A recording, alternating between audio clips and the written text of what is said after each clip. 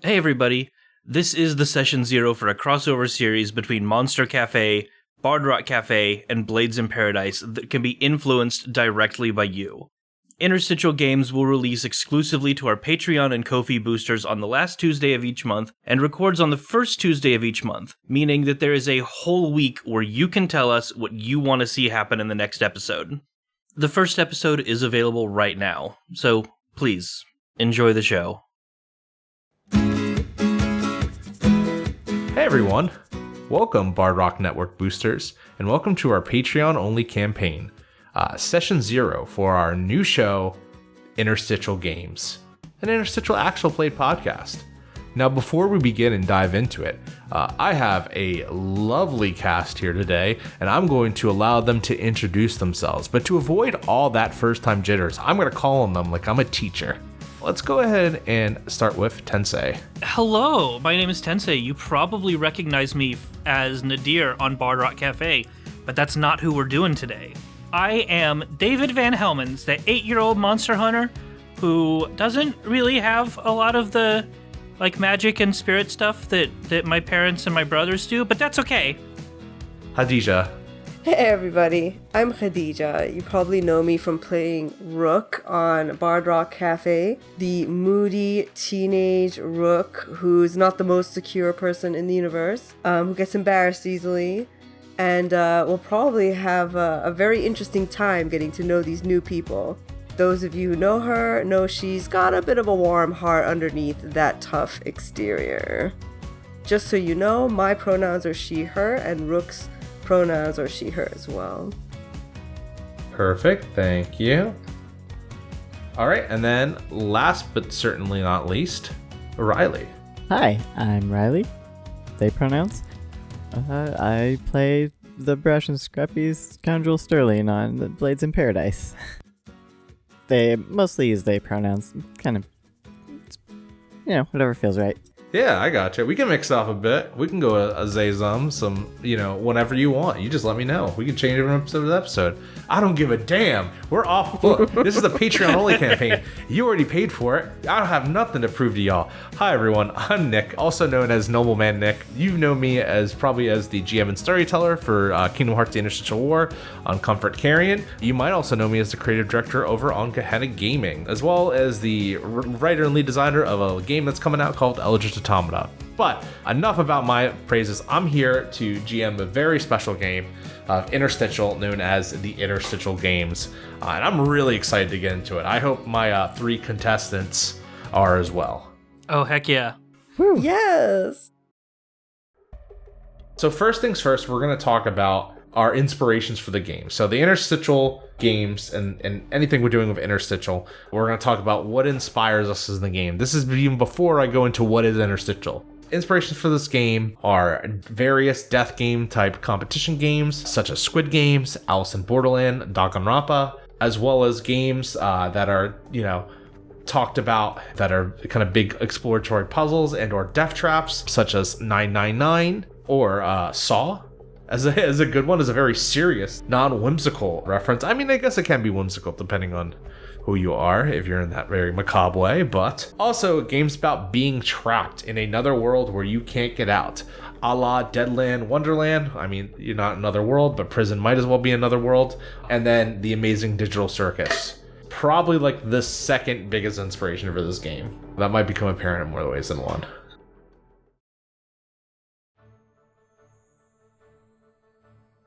Okay, so let me talk about what Interstitial is. So Interstitial, also known as the Kingdom Hearts system, as we jokingly say, is this awesome game powered by the Apocalypse game that was made by the amazing Riley Hopkins. But you might be asking yourself, what is Interstitial? So this is a game about hopping from world to world. Kind of true. This is about a game from hopping to death game. Fighting monsters? Probably. And making friends along the way? Maybe. Interstitial focuses on friendships, romantic relationships, teachers, siblings, enemies, and rivals. Sure, some of those things. Relationships come in many forms, but they make your character who they are. These make up the 4 stats: light, dark, mastery, and heart. Alright, here's a rundown. Light is the symbolic of the friendship and the love your character possesses, how empathetic they are, and how willing they are to make new friends. Dark is the inner frustrations your character has, the tendency to put up walls around them emotionally. They lash out at others and feel anger. Mastery is how much your character resonates in the world of academia or apprenticeship. They could have studied for years, they could be teaching others, they could be anything from a coach to an evil emperor. Anything's possible. And then heart. Heart is how much your character has grown to know themselves. It's looking at someone else and deciding you will change the way you act based on their actions. It's the willingness to learn without being taught. Alright, you've played PBTA games. It's fairly simple. All rolls are 2 6-sided die plus the stat. If you roll over 10, it's called a hit. You succeed in what you're attempting. If you roll 7 to 9, it's also a hit, but it's called the partial success. So usually there's like a little bit of a cost to it. And then when you roll a 6 or under, it's a failure. That's it. We're going to be doing a bunch of moves, which we'll talk about when they come up. And that's Interstitial, everyone. And of course, we'll talk about links and stuff when they come up as well, but not really the time to kind of get boggled down into the weeds there.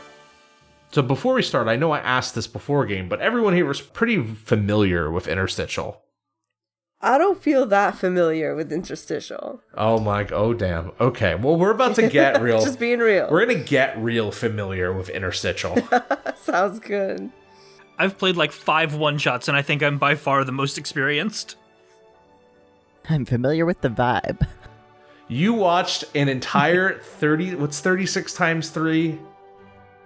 I have consumed a lot of Interstitial. You've consumed over 100 hours in a single of my Interstitial game, so you should know. You'll know Interstitial. You know how I run Interstitial. Tensei, you are the most prepared not to die in this game.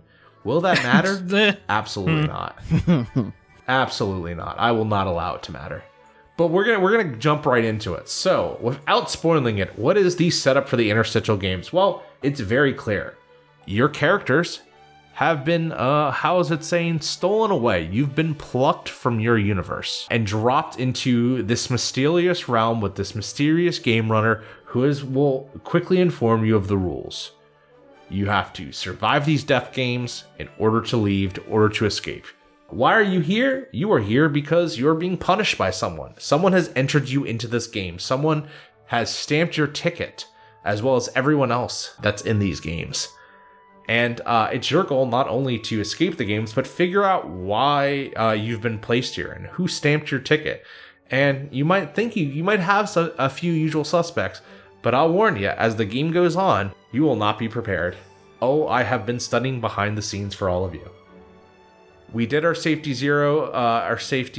discussion before our session 0 that we recorded here, just because that stuff is better off left off private. But to do just a quick overview of what we're using lines and veils, stars, wishes, and feelings, the X card, and of course cats, which is a great tool to get any person started. I highly recommend all, all 4 of those? Yeah, all 4 of those tools, just to kind of dive in and just like keep yourself comfortable when you run games. Real GMs use safety tools.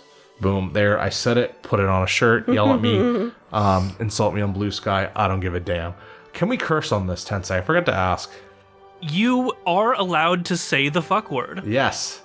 Yeah. Fuckity fuck. Oh my god, I forgot what I was gonna say. Whatever. All right, yeah, we're gonna go over some stuff today and get this very loose session 0 out. Tensei, I forgot to ask, how many sessions is this fucking game? How many are we planning for? Because I don't remember.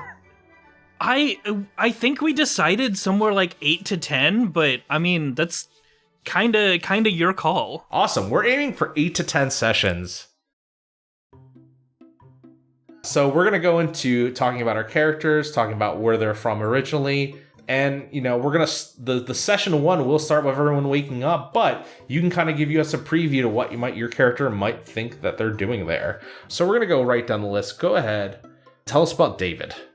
Yeah, so David is from a contemporary game set in roughly 2020 something, following a very rich family called the Van Helmons.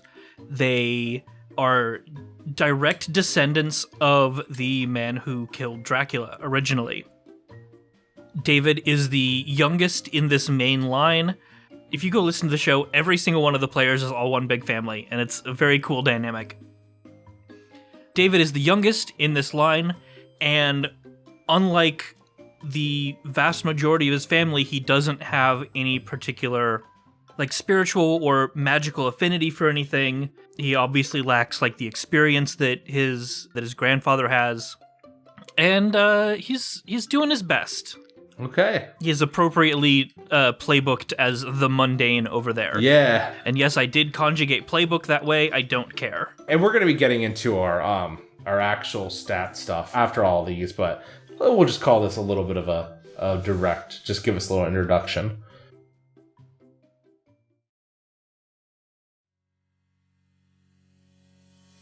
All right, moving on to Rook. Yeah. So Rook is a 15-year-old girl from the brothel district of Waterdeep. She comes from Bard Rock Cafe campaign, where she's with a team of adventurers she's eventually gotten to warm up towards. The whole thing about Rook is that she's very moody. She's not really good at letting people in, but she, over time warms up to people. She's fiercely defensive of her mom and now the Bard Rock team. So the people that she does love, like, she really deeply cares about them. She's a jewel thief, or she started out as a jewel thief and is now a full-on adventurer. Her one goal is to just pile up the money for her mom. And the thing about her is that she's super, super awkward, doesn't really know how to control her emotions very well. And so she's a teenager. And she's also a very, very skilled shot. She does a bunch of critical hits. It's pretty sweet. It's nice being a rogue. We are starting these people young in these death games. Wow, I did not expect. We have... I keep forgetting that Rook is that young. I'm gonna be honest. We have... How old do we have an 8-year-old? Is it 8 or 10? No, it's 8, right? 8. Jesus Christ. A 15-year-old and... Please, Riley, please tell me we have some sort of mature adult. Well... Sterling is a 22-year-old courier for the Express Service Parcel Network. They're from Paradise, which is in Washington. I think we've established the year is 2345. It's sort of a steampunk dystopian capitalist hellscape. Sterling likes punching things and collecting Beanie Babies. So, very mature adult. It's secretly every dinosaur. There you go. Wait, well, what? What was that last part? We'll see if it comes into play. Yeah. Okay, then. I have just noticed that last line in your description. Okay, no, this is rad. This is gonna be hella great. And we're gonna quickly, I'm not gonna spoil who it is, but I have asked each person, each player, as it were, each character, protagonist, to bring about one NPC that will join them. We won't tell you who they are just yet, but we know who they are. And there are other NPCs that have been selectively chosen that our players do not know about. Thanks to my, or will be thanks to my GM assistant, that will show up as future contestants or otherwise in the game. So that's the exciting part. That's the mystery. That's the stuff that our players won't know as we go into it. But, that's the game. That's our little death game here. I'm terrified already. Yeah. So excited. With the players of the Interstitial games decided, now we're going to go in and we're going to talk about our actual characters mechanically. I'm going to go through and we're going to read out our character questions, as well as just talk about the moves that we have in the playbook that we chose. David Van Helmons, of the famous Van Helmons bread. Bet you didn't know that, but I did. I caught that. David, what's the playbook that you're repping today? I fully didn't get that until we were like 10 sessions into this game. I want to say that. The name was not my choice. It was just somebody else who came up with it and was like, yeah, it's close enough to Van Helsing, whatever. It's also mayonnaise. Oh no, it's the actual Fully mayonnaise. did not clock that it's a mayonnaise. Yeah, it's bread and mayonnaise. That's wild. Yeah. 10 episodes. Yeah.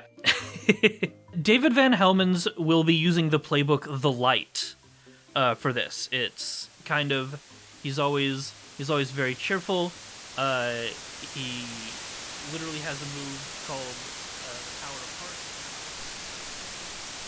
Restoration at 27%. Now we're going to do something really fun. We're going to actually go into the playbook, which I'm very excited for. We are using the new Interstitial 2nd edition, fresh off the press. I'm super excited. But coming back around, I'm going to call on y'all. You're going to tell me what your playbook is, and then you're going to tell me what your link move is, and then what abilities you ended up taking. All right, and then we'll come back around again and talk about each other's links. Sound good? Yeah. Awesome. So I'm going to start with the oldest and most responsible person here. David, what's the playbook that you chose? Yeah, sure. For David Van Helmens, he's just a little guy who gets along with everybody, so I chose The Friend. The Friend is about a character who's more comfortable helping others shine than to be the sun itself. But when you zoom out, you can see that everyone surrounding them is just reflecting their glow. Such a beautiful playbook for such a horrible setting. So tell me about your link moves. The first one is when you meet somebody and immediately charm them, which I'm going to assume just as everybody in the game, make a light link with them. When someone is worried about how much you are putting on yourself, make a heart link. And then I can only guess what this next move is based on, but I have no idea, honestly. It's well, Gawarsh. There's so few vowels in it. That was the perfect read of that. who is Gawarsh. the Lord Garrosh? Is this Garrosh Hell's? I actually do wonder if the A and W are swapped on this. I thought it was Gorsh, like what No, Goofy says. Gorsh. Yeah, I think it is Garsh and not Gwarsh. Because if you swap the A and Whatever. W, it'd be Gwarsh. It'd be like the band. Is there a band called Gwarsh? There's a band called Gwar. Just Gwar. Yeah, just Gwar. Oh, okay, I knew that. So this is very Gwarsh-like. Anyway, words are hard. Take a shot, listeners, every time Yeah, they that are. Sensei mispronounces a word. Take a shot every time I mispronounce this word in particular. What this move does is, when someone you have a link with is having a bad time, gain lift and try to help them solve the issue. Aw, It's just like, I'm good at helping people. they're having a bad time. They're about to die. I need to help them win this game. Yeah. I have a move that I'm not entirely certain if it's going to come up that much given the tone of the game, but always welcome. When you need a place to lay low, someone will always open their door to you. That seems like it could be pretty useful. Yeah. It's like always got a home. And then the real, what I'm hoping is going to be a problem child of a move. There has to be something. When you can tell someone is hurting and they won't tell you what's happening, try and find out through other methods. Level up, cause a problem, and then figure out what's going on. Whew. Amazing. Rook is gonna be so mad. Yeah. All right. Riley, go ahead and tell us about Sterling. I'll be playing the Displaced. So Displaced is a person who is so connected to where they came from that they can't help but compare everything back to it. And more than that, there's a physical connection between them, and it is trying more than anything to reconnect. So you got a lot of connection issues, which, you know, who doesn't in this day and age? But go ahead and tell us what your link move is, Sterling. So when someone reminds you of someone you used to know, make a heart link. And then when someone makes you feel at home, make a light link. Then I took 3 other moves. Memories of home. So I can recall old memories to overcome a challenge and roll heart. On a 10 or higher, I remember something helpful. 7 to 9, I misremember some key details. On a 6 or lower, things work differently here and I make a fool of myself, which should be fun. That's what we're all looking for. Some foolishness, some tomfoolery. So, glitched is a little bit vague. I'm not entirely sure how we want to use this in this setting, but when I take harm, I can avoid it by sort of flickering. Okay, we can make that instead of Because this is implying that you go to another place entirely. We can make it kind of like a teleport, so not entirely in like a different world, but enough. Or maybe you go to a worse game. Who knows?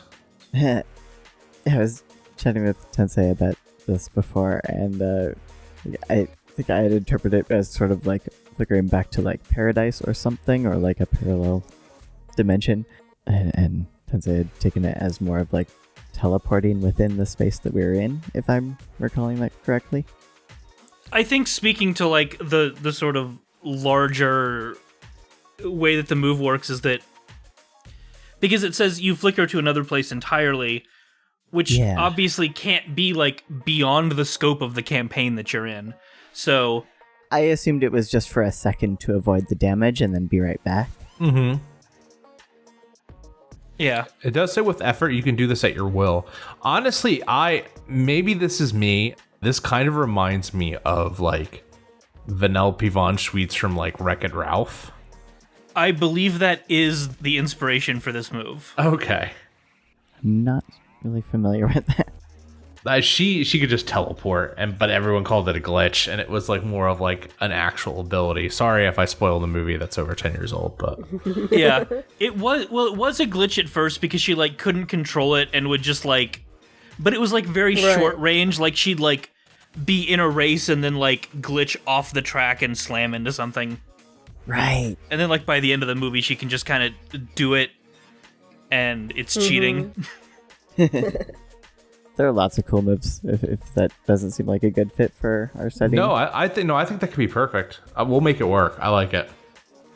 So this one could also be a little chaotic. I took Discordant. Powerful, but very unstable. So I explode on doubles. There's a table that the displaced can roll on if I explode twice in a row. It describes it as tearing my character asunder. I like that. It kind of, you know what? It's gonna be like when you can I'll make another reference at a Little Big Planet. When you get stuck somewhere, you can just blow up. I like that. This is very thematic. You're like a Cyberman or Chaozu. Do we want the stuff on the table to be a surprise, or should I go through it? There's a whole ass table. I think we should keep it a surprise. But the idea is that you roll on a table, right? Yeah, there are 6 options. Yeah. Okay, then we're going to keep that a surprise for now. All right, they are wild. I just realized that this is actually very good. It is keeping with the Bard Rock's theme of wild magic. Yeah, kind of awesome. Perfection. Well, 2 characters, 3 moves each, plus a link move, but we're not done yet. Hadija, can you tell me about what you picked for Rook? Yeah, the playbook I chose for Rook is the Discarded. The Discarded has been cast aside by someone they care about, or at least they feel like it. They're bitter, distrusting, and want so badly to have someone pull them back in from the brink. Yeah, very suitable for Rook. Yeah, so my link move is when someone sees through to the real you, gain a dark link with them. And the other one is when you push someone away who could have helped you, make a heart link. Heartbreaking. I am so gonna push everyone away. So I think that's very useful. It's okay. You push them away to get links, and then I will take them in to also get links. There you go. Teamwork, yay! Yeah, teamwork makes the dream work. Right. Yeah, then my moves or my abilities, the first one I chose is who are you calling small? When your frustration about being overlooked gets you in trouble, level up. If you admit it's your fault, everyone gains lift to get out of this. So that's the first one. And then I know you're out there. You always know how to find someone you have a locked link with. Okay, I like that. Yeah, it's like a stealthy-ish thing for Rook. Thought it was suitable. And then you can do better than that. Once per session, when someone you have a link with is struggling, you can egg them on and give them lift. That's like a perfect amount of like I don't know. I just, the who you calling small. I mean, classic like hothead behavior. And then you can do better than that. It's really cool to see how these playbooks have all kind of evolved and turned into like other things. And we've come to the last portion of our session 0. We're going to decide initial links on each other because this is what the game's about. So you might be asking, what is a link, Nick? Well, a link is a representation of your connections and relationship with others. All links, no matter positive or negative, are important. There are 4 standard kind of links. Light. These links are for friendships and loves, generally positive. Dark. These are rivals, born out of negative emotions. Mastery. These are teachers, students, mentors, and apprentices. These links can be either positive or negative, but leans on learning from the other. Heart. These are links made with those whose actions or attitudes lead you to introspection, or the discovery of new things about yourself. Each of you is going to start the game with 2 links on each other, which is going to be one on basically on each other. So, Restoration at 69%. okay, so we're going to move on to the final part of our character creation. We're going to talk about our links. So something that's different from first edition to second edition, instead of us going around the table and kind of like picking what we feel the links are, the playbooks actually give us these starting links, because links are like linked to stats, which are linked to like our abilities, and the more links you get, the better stats you have. In terms where I would just call the links the stats themselves, actually. So in order to kind of give you a better spread so you don't accidentally, I guess, make a character that can't really roll what they're supposed to roll, they actually could kind of give you the links to start out with. So starting with the discarded, or not the discarded, the display. Sorry. See, I'm already messing it up. God damn. All right, so I'm going to jump into it. Riley, what does Sterling start out with? How many links? 3 links, 1 light, 1 mastery, and 1 heart. What link are you giving to David? The light link. David is so sweet and friendly, and Sterling wants to protect this little boy. That makes sense. And then what about Rook? Yeah, I thought a lot about this and picked heart. I think Sterling is a very confident person and kind of sees a bit of themselves in Rook and the walls that they put up. Oh, I think that makes sense. So you might be thinking to yourself, I have a mastery link I have to assign, but I have no one to assign that to. I have some ideas for that. Oh, but you do. Because, and you could choose to modify it as it is, I want you to assign that last link to the NPC that you submitted under the slideshow. And I won't talk about what those NPCs are yet, because they are going to be a surprise. Really? Oh. Oh, how Oh. interesting. Huh. So you're going to go ahead and you could switch it around, because I know I should have told you that at the beginning, but I made it, I thought the sort of theatrics around it would be a little bit better. So I apologize for that. That's the bard in me. I think that's a fun challenge to have a mastery link with that person. That's interesting. That's fun. I'm into it. All right, moving on to David. Yeah. David, you are playing the friend, which means you start with 2 light links and 1 mastery link. So, who's your 2 light links? So one of my light links is Sterling, because they're just Sterling is so cool. Yeah. They can like talk to ghosts, and they can turn into a dinosaur, and that's so somebody in David's family is a monster, and he can't turn into anything as cool as a dinosaur. That's awesome. You're my new best friend. There you go. Dinosaurs equal best friends, as it should. Must protect. Yeah. Yeah, David's like what, 10? No, 8. 8. I knew it was single digit, and I still said double. Damn. 8. Try it. I keep getting like 10 or 12 in my head. We can't say fuck around David. It just doesn't work. Well, Sterling's not going to be good at that. We shouldn't say fuck around David. Let me. it's fine. His brother Eddie is also not good about not saying fuck, so... I know I said this a little bit earlier. I always think it's funny that, like, in a game like Interstitial, I always do like to see if we can keep to the PG-13 one F-bomb rule. We never succeed, but it would be cool. Okay, and then who is your other light link? My other light link is a super special secret that Ooh. will come to bite me in the ass later, I'm sure. So that means that Rook is your... Rook is my mastery link. David is from a family of hunters, and Rook has a lot of skills that would be very, very useful in tracking and hunting and doing the things that his family can do that he hasn't learned yet. So, yeah, I feel like, given the right circumstances, Rook could be a very good teacher. Now moving on to Rook. Rook, you're playing the discarded, not the displaced. See, I didn't make the distinction that time. You're going to start with 2 Dark Links and 1 Mastery Link. Whoo boy. That's right. Who are getting your 2 Dark Links? So, someone who's nobody's business as NPC, and then the other one is Sterling.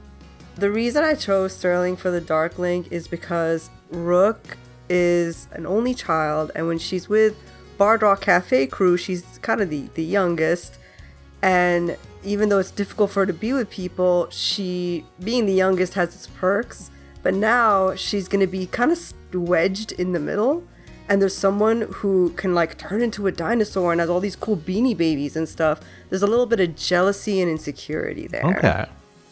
I like that. Yeah. I like that a lot, actually. Haha.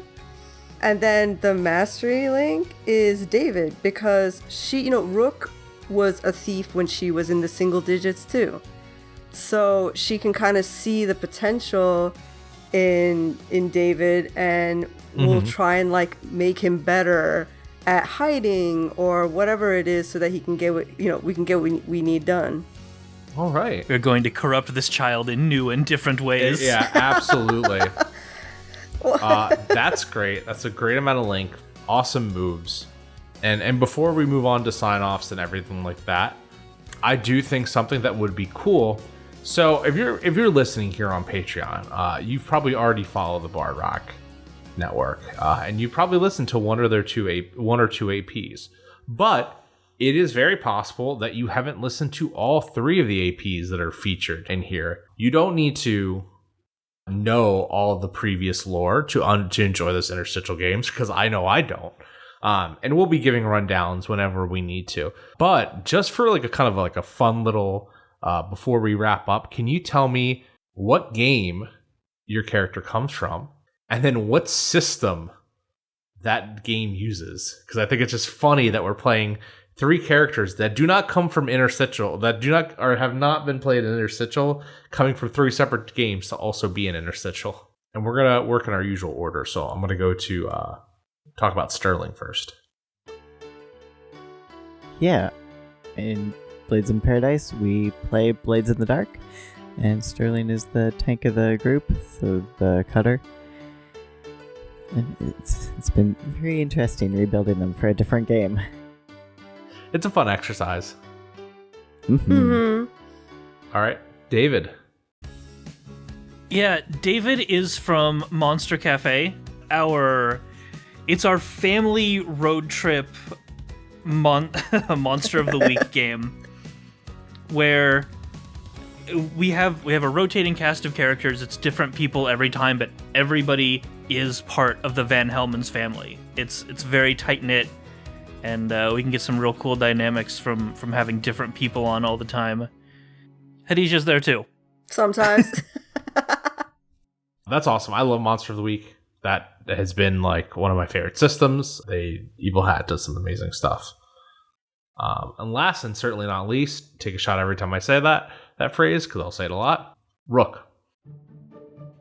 Yeah, Rook is from Bard Rock Cafe, kind of the flagship show. Ship show is hard to say. She is a pure roguely rogue, and we play a D&D 5e. There we go. We're bringing, you got to bring the anchor that holds it down, the 5th edition. We can't escape from it, run from it. It'll always be here forever and ever. D&D is eternity. It is the godless soul that you stare into the mirror at the dark and wonder what brought you here.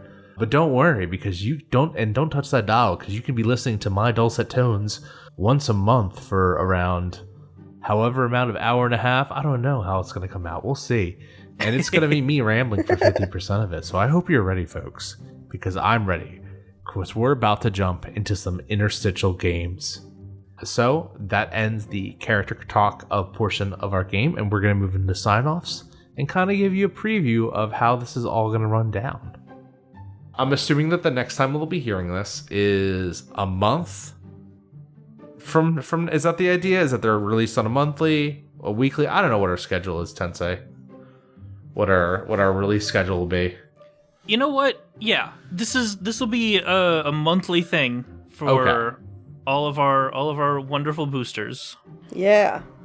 So you'll have an awesome way to kind of interact. You'll be able to see the slide deck. I'll make a specific viewer one on the slide deck, which is awesome, that you'll be able to keep up from week to week and kind of see everything as it goes forward. Think about the characters and, of course, kind of wait it out. You have a month to digest all this.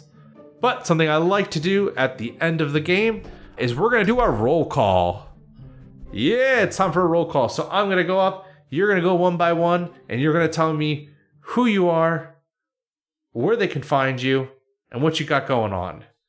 Bear in mind that these aren't going out for a little bit, so don't try to be like, hey, I'm doing this next week, because it will already have passed. I learned that the hard way.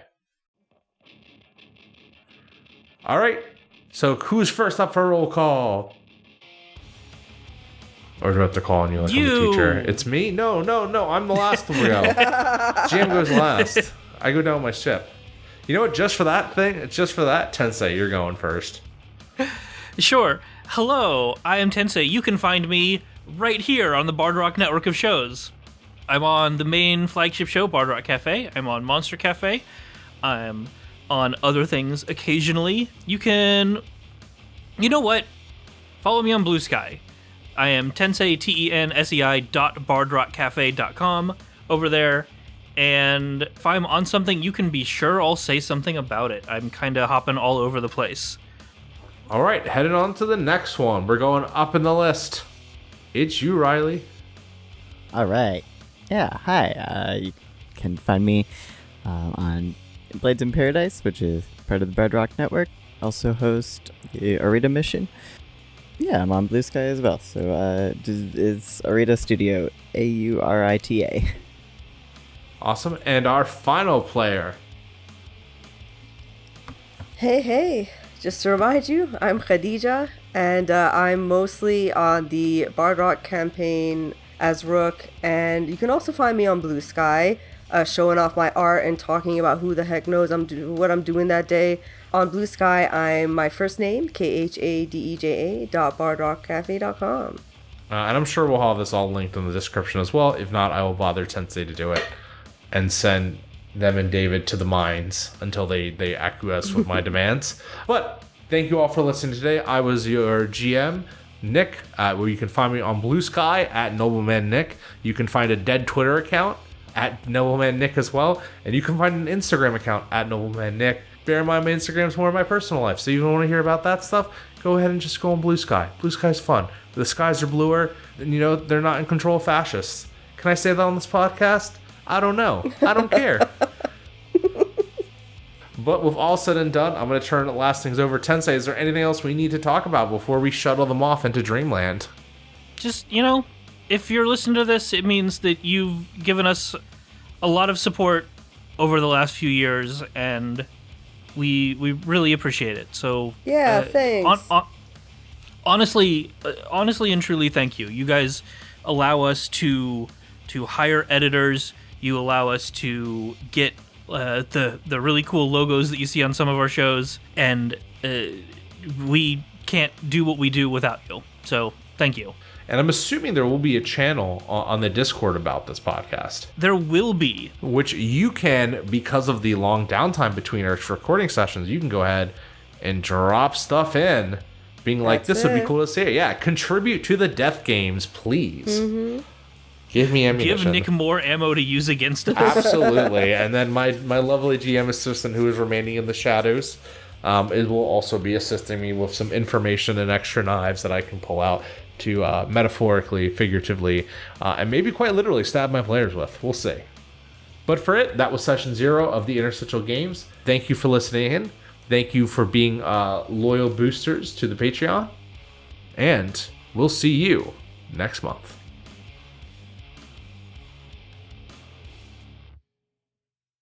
Restoration at 98%.